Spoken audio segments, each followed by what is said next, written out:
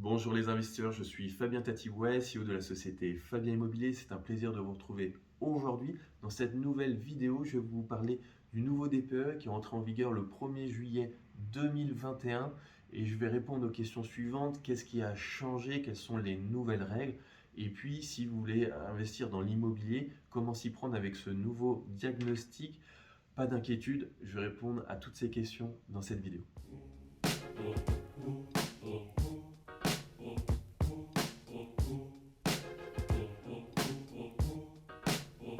Tout d'abord, commençons par définir notre sujet.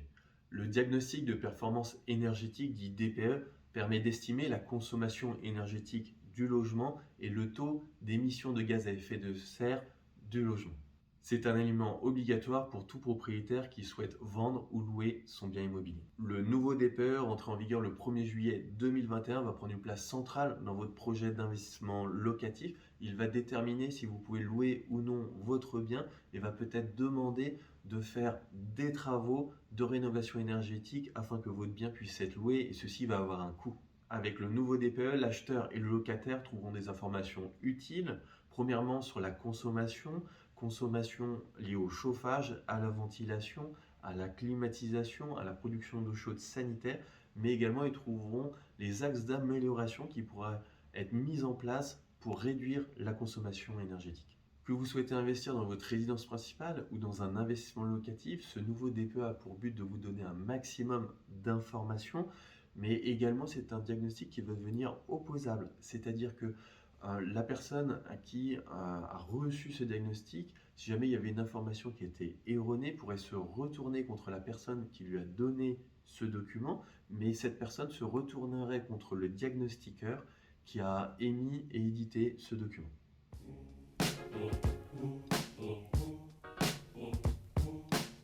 Le nouveau DPE va presque évoluer sur 20 ans. Il y a plusieurs dates clés à retenir que je vais vous présenter. Dès le 1er juillet donc 2021, le nouveau DPE est devenu opposable. Prenez garde, un DPE réalisé avant cette date ne sera pas opposable. Vous ne pourrez donc pas vous retourner contre le propriétaire sur le bien acquis et déclassé avec le nouveau DPE. Ce mois-ci, en janvier 2022, il est interdit de s'installer des chaudières au fioul, y compris en remplacement, et les annonces des logements étiquetés F et G devront porter la mention logement à consommation énergétique excessive. L'année suivante, en janvier 2023, les logements dont la consommation sera supérieure à 450 kWh par mètre carré par an ne pourront plus être loués. Puis en janvier 2025, tous les logements classés G seront interdits à la location. En janvier 2028, interdiction de louer les logements classés F et G, soit 1,7 million de logements concernés. Et enfin, en janvier 2034, les logements classés E sont à leur tour interdits à location, soit 1,9 million de logements concernés.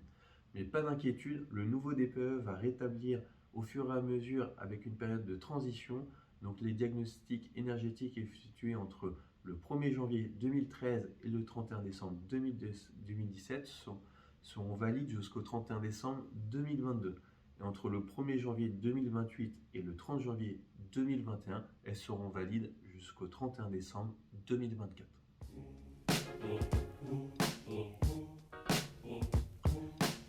Comme évoqué précédemment, le nouveau DPE va venir déclasser ou surclasser certains logements. Si le logement est mal classé énergétiquement, vous allez vous retrouver donc en tant qu'acheteur en position de force vis-à-vis du vendeur. Vous allez sûrement pouvoir négocier le prix du bien. Pensez bien qu'il faudra tout de même un jour ou l'autre faire ces travaux. Ceci a un coût et il faut pouvoir le considérer au moment de l'achat du bien immobilier. Donc n'hésitez pas à vous faire accompagner par un professionnel de l'immobilier qui pourra déterminer l'enveloppe nécessaire. Aussi, vous pouvez prendre en considération que ces travaux vont vous permettre de faire des charges qui vont être déductibles et donc abaisser votre fiscalité. Ceci peut avoir un intérêt si vous avez payé aujourd'hui beaucoup d'impôts.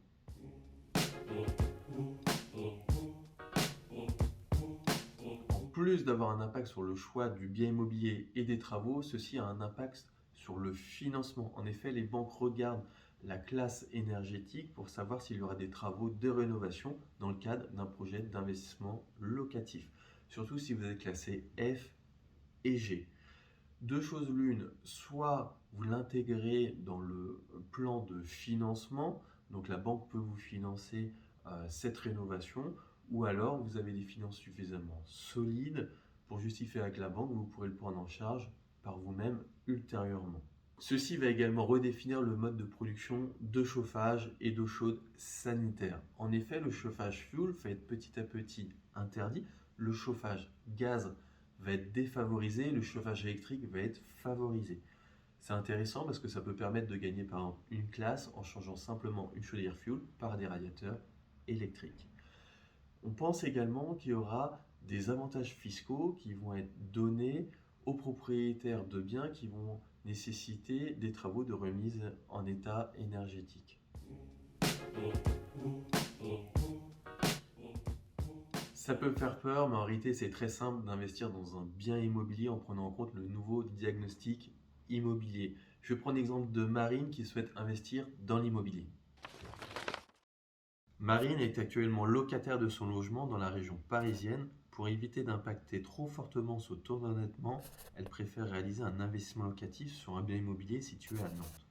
En effet, avec une rentabilité meilleure sur Nantes que dans sa ville de résidence, elle pourra plus rapidement faire l'acquisition d'un nouvel appartement par la suite. Marine souhaite effectuer une opération avec des travaux pour bénéficier d'une valorisation de son bien dès l'achèvement des travaux. Marine a ciblé l'acquisition d'un bien dans des immeubles des années 70 avec un DPE classé E. Seulement elle s'inquiète avec les nouvelles règles établies par le nouveau DPE. Marine n'étant pas compétente dans ce domaine, elle s'interroge sur sa décision. Marine peut louer son bien immobilier sans y faire de travaux de remise aux normes énergétiques jusqu'en 2034. À partir de 2034, elle devra faire les travaux pour passer de la classe E à la classe D. Dans le diagnostic de performance énergétique, il y a indiqué les axes d'amélioration. Ça peut être par exemple changer une chaudière gaz par des radiateurs électriques pour pouvoir gagner une classe et qu'elle puisse à nouveau louer son bien. Il est important donc qu'elle ait une idée précise pour qu'elle puisse après faire un chiffrage, pour qu'elle ait une vision de la rentabilité de son bien immobilier sur le long terme.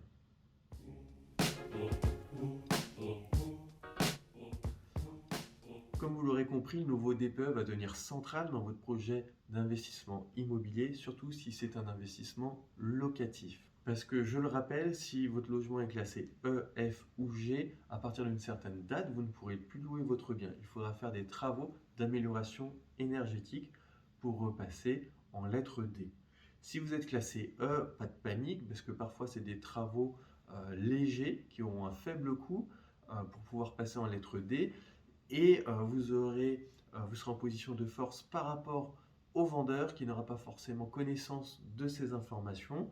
Et puis on pense, ainsi que beaucoup de professionnels de l'immobilier, qu'il va y avoir des avantages fiscaux qui vont être donnés par l'État pour accélérer on va dire, l'amélioration des performances énergétiques des bâtiments en France. Maintenant, vous avez l'ensemble des informations pour pouvoir prendre une décision éclairée, avancer sur votre projet d'investissement immobilier. Si vous souhaitez avoir d'autres informations, on a écrit un article sur notre site internet, donc fabien-immobilier.fr, dans la rubrique conseils. Vous retrouvez cet article et là, vous allez retrouver les chiffres, des dates, des informations qui vous seront bien utiles pour votre projet d'investissement immobilier. On se retrouve dans d'autres vidéos, les investisseurs. On va faire d'autres vidéos de conseils pour vous éclairer un maximum dans votre projet. À bientôt!